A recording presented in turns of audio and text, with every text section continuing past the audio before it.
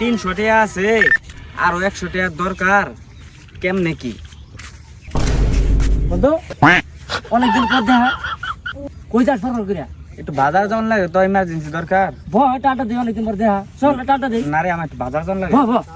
বাড়াতে যাবি, আমিও যাবো। আটা দিই, ইমার্জেন্সি দরকার। লোক এটা আবার হাসিল করে রাখবো।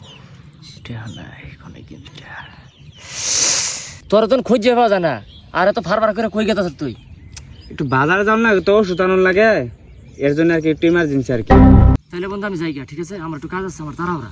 যা, আমার একটু কাজ আছে তো।